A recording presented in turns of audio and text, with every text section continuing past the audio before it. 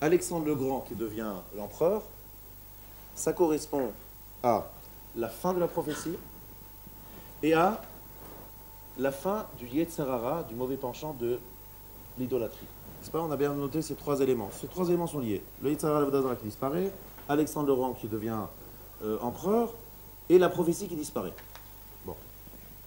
Entre parenthèses, pour ceux qui connaissent un petit peu d'histoire, sachez que la prophétie, le dernier prophète, il s'appelait comment? Malachi.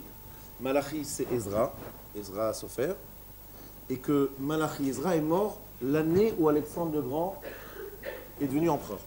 Donc vous voyez, ça correspond bien. Le dernier prophète est Niftar, est décédé l'année où Alexandre le Grand est devenu empereur. Donc on est vraiment, c'est concomitant, donc ça montre bien qu'on est dans cette truc. Donc on a Alexandre le Grand, vous savez très bien que ce qu'il représente, Alexandre le Grand, c'est vraiment l'homme qui a révélé, appris, enseigné au monde entier ces valeurs que la Grèce a dévoilées. Vous savez qu'il était accompagné d'Aristote, qu'il a donc vaincu une grande partie du monde et qu'il a donc imposé la culture grecque. Donc on a la culture grecque qui est connue, reconnue, on a la prophétie qui disparaît et on a le Yetzer Hara, l'Avodah Zara qui disparaît également. Alors, c'est comme ça que j'ai commencé mon cours pour expliquer. Alors, j'ai donné un premier élément. J'ai dit effectivement, le Yetzer Hara, l'Avodah Zara, c'est une prière spéciale des hommes de la Grande Assemblée qui l'ont obtenu, sa disparition. Mais pourquoi l'ont-ils obtenu? Parce qu'ils ont dit que ça ne sert à rien de construire un deuxième temple si demain il va être détruit. Et donc il faut faire disparaître ce mauvais penchant qu'on n'arrive pas à maîtriser. Ça ne sert à rien. Très bien. Alors, j'ai voulu vous expliquer qu'en fait, quel était l'élément, c'est-à-dire la force qui nous pousse vers les deux grandes fautes de l'humanité, qui sont les problèmes de la sexualité mal gérée et le problème de l'idolâtrie. Je vous ai montré qu'en fait, c'est une origine qui est unique. C'est laquelle? C'est que l'homme a besoin de se sentir vivant, de se sentir installé, assuré, et dans sa vie d'aujourd'hui, et de se dire qu'il va résister à l'épreuve du temps. Il veut vivre, il veut être sûr de vivre, il veut être assuré sur son avenir, et il veut être assuré même après sa mort de continuer à exister. D'accord? Voilà. Ça, c'est le véritable, ce qu'il y a de plus profond en nous, ce qui nous donne le plus d'énergie. Notre énergie la plus forte se développe lorsque ce point-là est mis en question. Alors, le Yetzer Hara, cette volonté des fois de sentir le plaisir, est en fait une volonté de vivre. Je veux vivre, et vivre pleinement, pour moi, j'ai l'impression en vivant un plaisir terrestre très fort, je vis pleinement. C'est évidemment un fantasme, mais c'est comme ça que ça apparaît. Deuxièmement, c'est un détournement de la procréation. La procréation étant ce qui me permet de vivre après ma mort. Parce que j'ai mon enfant qui continue à vivre après moi. N'est-ce pas? Le Yetzer Hara de l'Avodah Zara, à l'inverse, c'est la même chose. J'ai besoin d'être assuré, j'ai envie de vivre et d'être sûr de résister à toutes les épreuves de la vie. Donc j'ai une idole qui me rassure. Je m'adresse à elle, elle me rassure. Très intéressant, parce qu'en traduction moderne, vous savez, c'est très intéressant, parce qu'en traduction moderne, aujourd'hui, ça veut dire quoi? C'est des gens, aujourd'hui, qui ont besoin de se sentir rassurés à deux niveaux. Un, effectivement, on cherche tous l'excitation, les éléments... je parle à des gens qui ont... Des fois, j'aime beaucoup de moyens, et je leur dis, mais si vous avez, grâce à de quoi vivre vous, vos enfants, vos petits-enfants, qu'est-ce qui vous pousse à continuer à faire des affaires? Placez votre argent comme il faut, et puis vivez des rentes, et puis vivez votre vie.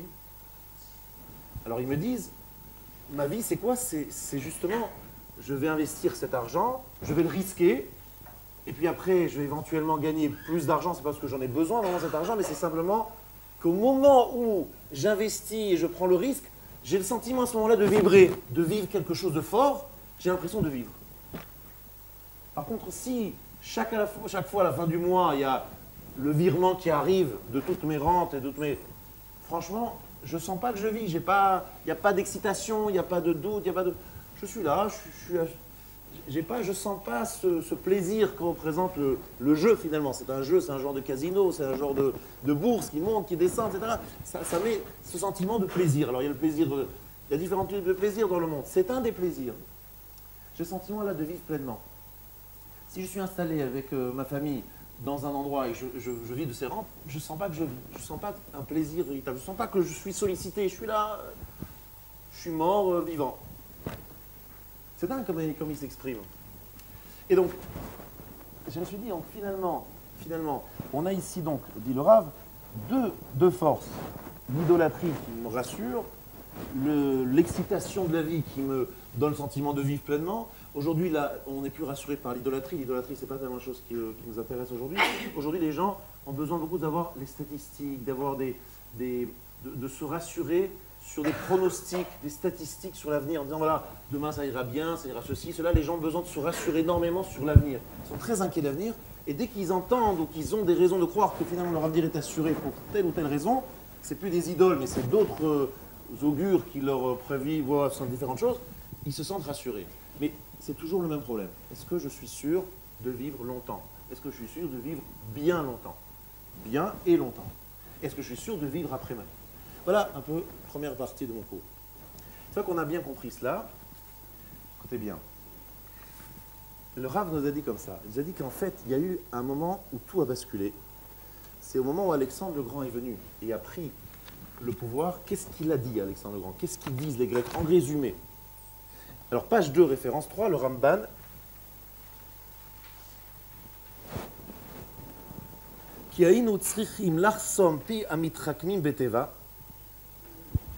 Nous devons fermer la bouche de ceux qui sont des chachamim, qui sont sages, beteva dans la nature, anim shachim acharei ayevani, qui sont attirés par le grec, asher ikrish kol davar, zulati amurgashlo, qui a renié toute chose à l'exception de ce qu'il ressent. Veigis dato larshov vetalmidav, il a été suffisamment vaniteux pour penser, lui et ses élèves, à Rechaim, qui kol inyan shelo hisig elav hu bisvarato elenu emet. Toute chose qu'il n'a pas compris avec sa logique personnelle n'est pas vraie. N'est vrai que ce qu'un cerveau humain peut comprendre et n'est vrai que ce que les sens peuvent percevoir. En dehors de cela, rien n'est vrai. N'est vrai que ce que les sens me permettent de ressentir, n'est vrai que ce que l'intellect, mon cerveau permet de comprendre. Alors là, ici, Laurent nous a dit quelque chose d'extraordinaire. Il nous a dit, voilà, au moment où la prophétie disparaît, au moment où Alexandre le Grand apparaît, on est passé dans une autre dimension. C'est-à-dire qu'avant, les hommes, pour se sentir rassurés, existants, ils avaient besoin de sentir qu'ils trouvaient dans le monde métaphysique des éléments qui leur apportaient un confort de vie, ou en tout cas une assurance vie. Écrivez comme ça. Arrive Alexandre le Grand et il commence à leur dire, écoutez messieurs, stop, arrêtez là. Ces histoires de là-haut, ça vient de partir, on essaye d'attirer de là-bas des assurances vie, des garanties. Tout cela, c'est faux, on laisse tomber. Aujourd'hui, vous devez être fort, vous devez être rassuré lorsque ce que vous dites, ce que vous vivez, est en adéquation avec ce que vous percevez. Lorsque vous percevez quelque chose, soit par les sens, soit par l'intellect, et que vous vivez en adéquation avec cela, là, soyez rassurés. Vous êtes bon, vous êtes bien. Surtout, n'essayez pas de trouver ailleurs, dans d'autres mondes, je ne sais où, des choses pour vous rassurer. Tout est là. Il suffit simplement de vivre en adéquation avec ce que vous ressentez et ce que vous comprenez. C'est tout. Lorsque vous ressentez ça, c'est parfait. Alors, Alexandre le Grand, il a gagné une chose, c'est que les gens partaient dans de tels fantasmes de folie, ils étaient partis dans des choses qui n'existaient pas, évidemment, des forces occultes, des machins, ils étaient partis dans n'importe quoi. Ça, au moins, il a écarté. Mais le problème, c'est qu'il a éduqué l'humanité à ne plus regarder en haut. Et se dire que finalement, ce monde-là, on doit s'arranger à l'intérieur. Je ne sais pas si vous comprenez bien, parce que, ça je pense que vous l'avez entendu, je ne sais pas combien de fois, mais c'est bien ce qu'il est en train de dire ici, le Ramban. Il est en train de dire qu'en fait, il est en train de dire aux gens, peut-être que Dieu existe. Il ne renaît pas l'existence de Dieu, hein, vous savez, Aristote. Dieu a existé, il a créé le monde. Le monde aujourd'hui, il a le devoir, c'est bien, il a le devoir moral, éthique de s'organiser sans que Dieu intervienne. C'est-à-dire, les hommes, pour vraiment être des hommes, il faut qu'ils se libèrent de Dieu. Et c'est dur pour eux, à l'époque, c'était très dur pour eux de se libérer de Dieu. Même aujourd'hui, les gens, ils ont une attirance vers la religion naturelle. Les grands scientifiques disent, messieurs, vous voulez être vraiment des êtres humains et vous réalisez vraiment et avoir un idéal dans la vie, essayez de vous détacher de ce Dieu.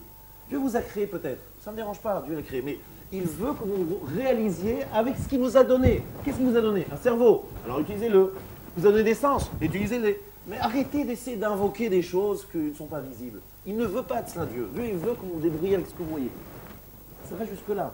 Même Dieu, il est Dieu, il veut cela. Et c'est très intéressant parce que c'est un discours qu'on entend d'une certaine façon aujourd'hui, d'une façon très claire. Parce que les Grecs, vous avez compris, c'est la civilisation occidentale d'aujourd'hui. C'est clair et net, c'est rien d'autre. C'est ce qu'ils disent. Bien. Ce qui a eu pour conséquence, aujourd'hui, le fait que les gens n'ont plus le Yetzara, la Vodazara. Ils n'ont plus envie de faire de culte idolâtre. Pourquoi vous voulez qu'ils fassent un culte idolâtre? Ça n'a aucun sens aujourd'hui. Ça n'a aucun intérêt. Mais avant, ce n'était pas simplement que ça avait un intérêt. Regardez comment dit la Gemara. Je vous invite à regarder une autre Gemara. C'est à la page 2, référence 2. Il y a Ménaché qui apparaît à Ravashi. Vous savez que Ravashi était l'écrivain de la Gemara. Et Ménaché, c'était un roi. Et il lui dit comme ça, donc page 2, référence 2, puisque vous êtes si intelligent, pourquoi est-ce que vous faisiez Avodazara? Ménaché vient de faire une démonstration de connaissance de Torah qui a vraiment impressionné Ravashi. Donc Ravashi dit quoi? Vous, Ménaché, le roi mécréant qui a fait de l'idolâtrie, vous êtes si grand connaisseur en Torah. Alors il demande comment ça c'est que vous avez servi la Vodazara? Amarle Ihava-tatam, si vous avez été là-bas, Avat nakitna beshipu leglima verat abatraï. Vous aurez soulevé les pans du vêtement pour courir derrière moi. Perash rashi aya etamagbi asfat chalukra. Tu aurais soulevé le rebord de ton habit. Mi ben raglecha entre tes jambes. Kedeshete kal la route, de manière à ce que tu cours rapidement. Vaitaratz lesham ipne yetzer avodazara shaya sholet. Tu aurais couru là-bas à cause du yetzer avodazara. Yetzer avodazara, c'est-à-dire que ce n'était pas intellectuel. C'était quelque chose qui les prenait dans les tripes. Encore aujourd'hui, il y a de l'idolâtrie. Il y a encore des gens qui se prosternent à des statues aujourd'hui. Ça existe. Surtout en Extrême-Orient, un peu en Afrique. Mais les gens, ils n'ont pas ça dans les tripes. À l'époque, c'était le Ravashi, Ménaché raconte, il dit, si tu avais été à notre époque, tu aurais soulevé les pans de ton vêtement, tu aurais couru. Ça veut dire que c'est quelque chose qui les prenait aux tripes, comme un besoin profond. C'était quoi cette recherche de l'idolâtrie? C'était qu'en fait, ils avaient besoin d'être rassurés. Ils étaient sûrs qu'en servant l'idolâtrie, ils garantissaient l'avenir pour eux, leurs enfants. Et c'était un besoin, c'était nécessaire. Si je n'avais pas fait ça pour l'idolâtrie, catastrophe, qu'est-ce que je risque? Ils se sentaient rassurés par cette idolâtrie. C'est-à-dire, c'est une recherche d'instinct de survie. Ils avaient un instinct de survie en courant vers l'idolâtrie. Alors, c'est comme ça qu'on va vivre, on va survivre grâce à elle. Elle va nous donner la vie, elle va nous garantir notre avenir. C'est ça l'idolâtrie. Donc ce n'était pas simplement intellectuel, on a fait l'église, ça n'existe pas du tout. Et venu Alexandre le Grand, il leur a dit « Stop à ces balivernes, interdiction de dire ces bêtises. C'est n'importe quoi. Si ce que vous comprenez, ce que vous percevez, vous vivez en adéquation avec ce que vous percevez, parfaitement, il n'y a pas aucun problème. On ne vous demande pas autre chose. » Donc, la névoa et la vodazara sont liées, pourquoi? Regardez bien comme c'est logique. Si je ne regarde plus là-haut, c'est-à-dire je ne suis plus attiré par l'idolâtrie. L'idolâtrie, c'est effectivement la conscience d'un monde au supérieur. Je l'efface, il n'existe plus dans mon esprit. Ben, la prophétie non plus. Parce que la prophétie, c'est Dieu qui parle aux hommes. Mais pourquoi Dieu parle aux hommes? Il faut que les hommes regardent vers Dieu. Mais ce qui est extraordinaire, c'est que pas simplement, même les tzadikim, les justes, n'avaient plus de prophétie. Parce que les hommes avaient coupé le lien avec les mondes en haut. Arrivé, l'avènement d'Alexandre le Grand, c'est une façon de dire l'humanité doit s'organiser sans le divin, sans les mondes d'en haut. Donc la prophétie disparaît parce que on ne regarde plus là-haut. Plus personne ne regarde là-haut. Même les tzadikim qui regardent là-haut n'ont plus de perception. Alors vous le savez, on a expliqué ça de nombreuses fois, c'est logique aussi, parce que s'il n'y a plus de prophétie, il n'y a plus de regard divin, on a besoin d'avoir moins d'Yetzara. Il faut toujours un équilibre entre les forces du bien et les forces du mal. Si on a des forces du bien qui diminuent, la prophétie qui diminue, qui n'est plus là, on a besoin des forces du mal qui s'atténuent, sinon on n'a plus le libre arbitre, on n'a plus l'équilibre. Mais au-delà de cela, c'est la mathématique, vous voyez. Alexandre le Grand qui arrive, la prophétie qui disparaît, et le Yetzer Hara de la Avodah Zarah qui disparaît, ça va ensemble, c'est logique. C'est une même démarche. Bien. Alors, mais tout cela, ce que je voudrais essayer de vous faire comprendre, c'est la chose suivante.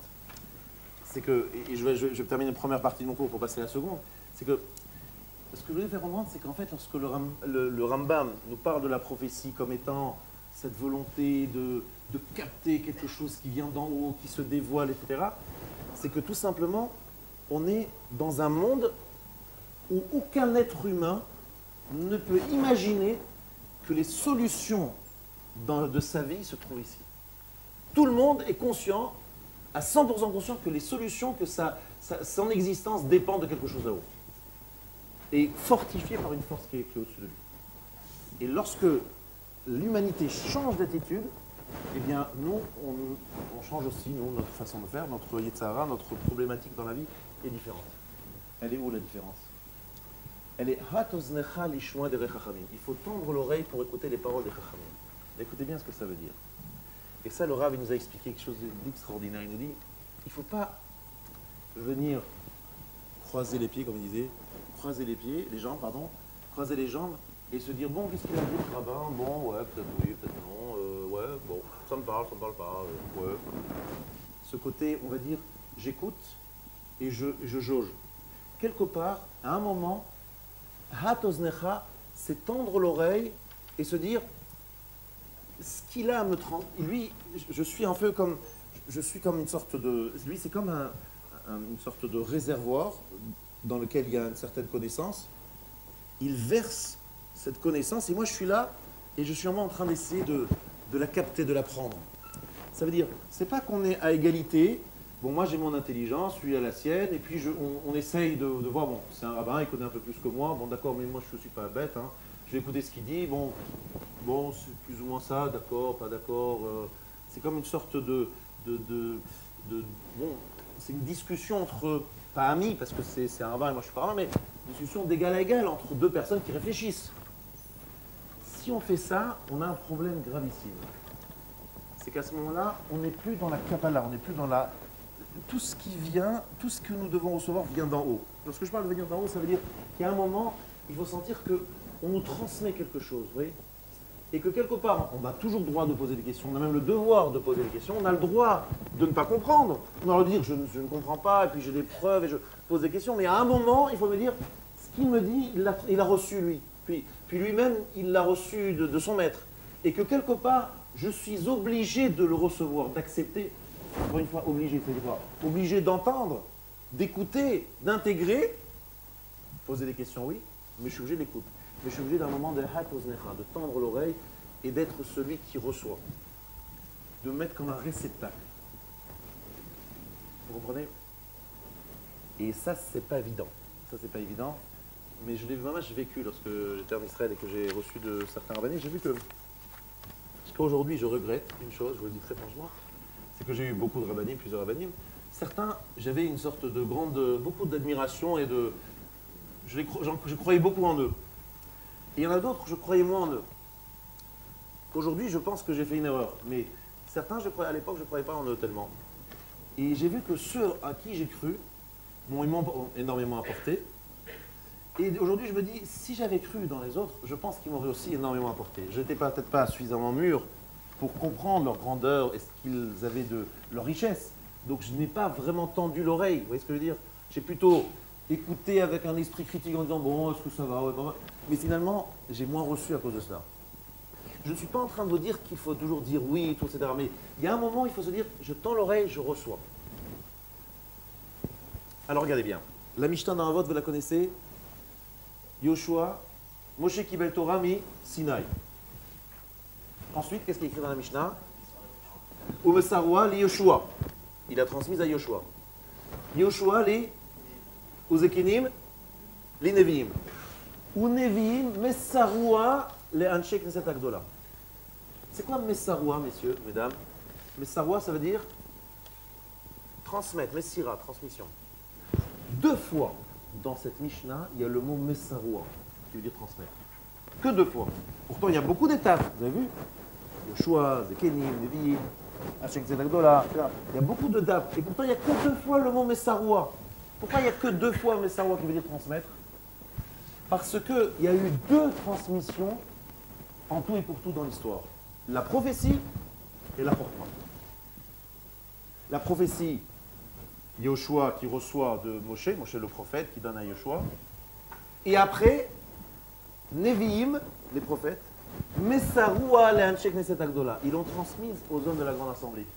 Qu'est-ce que ça veut dire qu'ils l'ont transmise aux hommes de la Grande Assemblée? C'est qu'à ce moment-là, il y a une coupure. Quelque chose d'autre qui apparaît. C'est Chokhmah. C'est plus Nevoua, c'est Chokhmah. Nevoua, révélation. Chokhmah, c'est Hatozmercha Lishma de Rachamim. C'est-à-dire l'écoute de la Chokhmah, de la réflexion, de l'analyse. Maintenant, regardez bien. Le Ramban avait utilisé un terme qui s'appelle Hasechel HaPoel. Hasechel HaPoel. Alors, je vous invite à prendre à la page 3.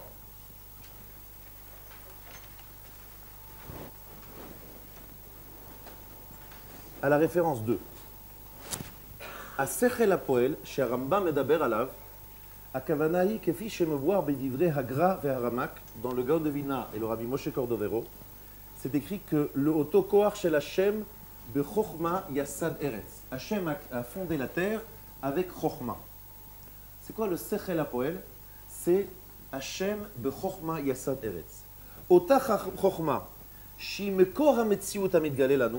Cette Chochma qui est la source, à l'origine même de ce que nous voyons, de ce qui révèle à nous, Venikret HaSechel HaPoel Mikivan Shu Poel Metziut. Sechel Poel. Un Sechel agissant. Poel, réalisant. C'est-à-dire, c'est la Chokhmah qui est à l'origine de la création du monde. Lorsque Hachem a créé le monde, il avait une Chokhmah, il a dit, cette Chokhmah-là, je veux qu'elle crée, qu'elle soit créatrice. Et il y a, dit-il, Sechel HaPoel, c'est le Sechel agissant qui crée. L'Umat HaSechel Shanu Shiu Nif'al Al Demetziut. Parce que notre Sechel, il est celui qui subit, qui reçoit. Sechel HaPoel et Sechel HaNif'al. Celui qui agit et celui qui reçoit à partir de celui qui agit. Qu'est-ce que ça veut dire? Ça veut dire qu'Akadosh Baruch Hu, lorsqu'il a créé le monde, ça les gens ne comprennent pas toujours, on ne voit pas toujours la création comme étant l'expression d'une sagesse. On sait que c'est très intelligent d'avoir créé le monde, c'est sûr. Mais plus que l'intelligence, on va dire, la technique, entre guillemets, parfaite de la création du monde, Akadosh Baruch Hu dit quelque chose à travers la création. Il enseigne quelque chose, il dit quelque chose à travers la création. Et Hachem de Chokhmah Yassad Eretz. Il a fondé la terre avec la Chokhmah. C'est-à-dire qu'Akadosh Baruch Hu, il a voulu dire quelque chose en créant le monde. Et le prophète, et c'est ça qui est le chidouche, le deuxième chidouche que je voulais dire ce soir, le prophète, en fait, il regarde le monde et il fait le lien entre ce qu'il voit sur terre, le monde tel qu'il est, et il voit le lien qui est entre ces éléments-là qui sont créés et le Créateur. Il arrive à faire le chemin inverse, vous comprenez? Le prophète, il voit les choses créées, le monde tel qu'il est, le monde, je ne parle pas de Torah, hein, mais à travers ça, il se dit, tiens, là, il y a une révélation de Dieu, là, il y a une révélation de Shekhinah. Et lorsqu'il voit ça, il remonte à l'origine, vous voyez ce que je veux dire? Il arrive à déceler l'élément qui va de l'élément créé au Créateur. Il trouve le chemin qui va du Créateur jusqu'à cet élément qui est créé. Ça, c'est la force du prophète. Parce que j'ai toujours demandé quelle est la force particulière du prophète. Il le dit ici, c'est en fait le prophète arrive à déceler dans la création. C'est pour ça que mon cher Rabbeinu, lorsqu'il est devenu prophète, il est devenu prophète à quel moment? Lorsqu'il a vu dans un arbuste, un sné. Il a vu la présence divine dans un arbuste. Et à ce moment-là, Kadosh Baruch Hu a dit, regarde, je suis dans l'arbuste. Qu'est-ce que ça veut dire? Pourquoi est-ce qu'Hachem s'est caché dans ce buisson ardent, on appelle ça le buisson ardent? C'est parce que tout simplement, il a voulu dire, si tu veux me trouver, si tu es capable de me trouver dans le buisson ardent, et donc, ce qui est vraiment une création de peu de valeur, eh bien, c'est tout simplement, tu arrives à créer le lien entre moi et ce buisson, et tu es capable de me trouver même là-dedans, à ce moment-là, tu es un bon prophète. Le prophète, c'est quelqu'un qui regarde le monde et qui le voit plein de lumière, plein d'éclairage divin. Ça, c'est la force du prophète. Alors, quand je vous redis, ah, tu me vois dans ce monde, donc je te parle. Et malheureusement, depuis la disparition de la prophétie, et la présence et l'avènement d'Alexandre le Grand, il est extrêmement difficile de voir dans les éléments créés, le monde réel autour de nous, une présence divine, une révélation divine. On ne le trouve que dans la Torah. C'est magnifique la Torah, mais le problème c'est que le prophète, il doit trouver dans la lecture, dans le regard même sur la création, il doit découvrir et déceler la présence divine. Alors qu'aujourd'hui, on est obligé d'étudier les textes de la Torah pour essayer de comprendre qu'est-ce qu'Hachem voulait. Lui, il arrivait à lire dans le monde la présence divine. Et depuis l'avènement d'Alexandre le Grand et sans volonté de couper les liens entre ce monde et celui d'en haut, effectivement, c'est plus lisible. Donc, il n'y a plus de prophète. Alors, maintenant, écoutez bien la suite, la prochaine étape. Comment on est arrivé à ce niveau-là? Écoutez bien, donc on a compris Sechel HaPoel, c'est-à-dire le prophète qui essaie de se relier avec le Sechel qui a créé, le créateur. Et il le trouve dans la création. Prochaine étape, troisième étape et fin de ce shiur, qui est la suivante. Comment aujourd'hui, lorsqu'il n'y a plus de Yetzer Hara d'Avodah Zara, qu'est-ce qui a pris le relais de ce Yetzer Hara d'Avodah Zara? Qu'est-ce qui a pris véritablement le relais? Est-ce que c'est un vide ou il y a quelque chose qui a pris le relais? Qu'est-ce qui est venu à la place du Yetzer Hara d'Avodah Zara? Il n'y a plus rien? C'est zéro, il n'y a plus rien ou il y a quelque chose d'autre à la place? Il dit la chose suivante, il nous dit à la page 3, référence 4, mais Nigmar Yetzer Shel Avodah L'Elyonim, Dochef Yetzer HaKiyum Liprikat Ol. האדם רוצה להרגיש מספיק חזק כמות שהוא לעצמו ולמצוא את כל השלמתו בתוך עצמו. Écoutez bien cette phrase, cette analyse extraordinaire sur la nature humaine.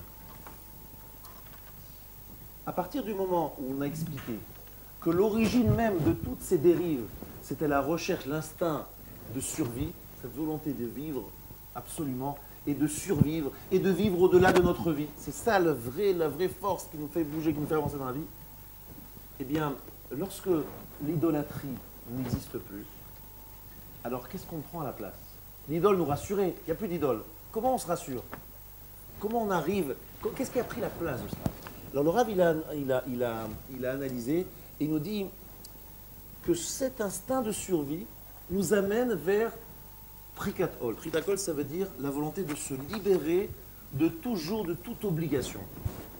Adam rotse lehargish maspik chazak. L'homme veut se ressentir suffisamment fort que motche ou lehatzmo, comme il est lui-même, velimtso et kol hashlamato betoch hatzmo. Il veut trouver tout ce dont il a besoin, tout ce qu'il a besoin pour se parfaire à l'intérieur lui-même de lui-même.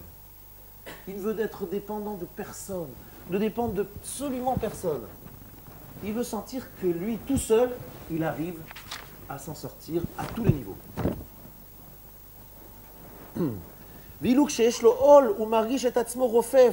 Lorsqu'il a un jour une obligation, il est lié à quelque chose, il se sent fragile. C'est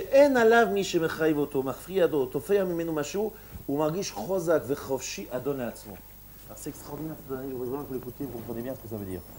Ça veut dire que cet instinct de survie, qui à l'époque voulait dire que pour se rassurer, on avait besoin d'une force supérieure auquel on croyait, on se rattachait en disant on va la servir, et à ce moment-là, elle va nous garantir un avenir, un avenir sûr.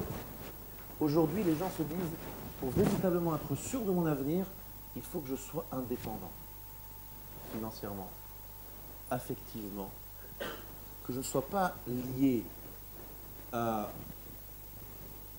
on ne va pas dire Pierre, Paul et Jacques, mais Réhouven, Shimon et Lévi, d'accord? Je sois capable de m'assumer tout seul, sans être dépendant en quoi que ce soit. Si je suis dépendant de ceci, de cela, je ne suis pas bien. Parce que je suis fragilisé, parce que je ne dépends pas de moi, je dépends de quelqu'un d'autre. Mais si je suis vraiment seul avec moi-même et indépendant, là, je me sens fort. Et ça, c'est extraordinaire comme analyse, parce qu'elle dit que c'est exactement le même Yetzer Hara, c'est la réaction moderne de l'absence de l'idolâtrie de l'époque. Avant, les gens étaient extrêmement dépendants, ils disaient même parce qu'a priori ils étaient indépendants financièrement, ils avaient besoin d'une idole pour se dire « Ah, mon idole, est-ce que je vais tenir hein? Oui, c'est pour ça, le rassurer de là-haut, avec ses différents sacrifices. il se sentait, même s'il avait lui-même une indépendance à tous les niveaux, il avait besoin de sentir que là-haut, la métaphysique, le monde métaphysique le rassurait. Aujourd'hui, où il a oublié son monde métaphysique, il a besoin de se sentir totalement indépendant pour se sentir vraiment lui-même. Et l'origine de cette recherche, cet instinct de survie. Ce besoin de se rassurer qu'il va vivre longtemps.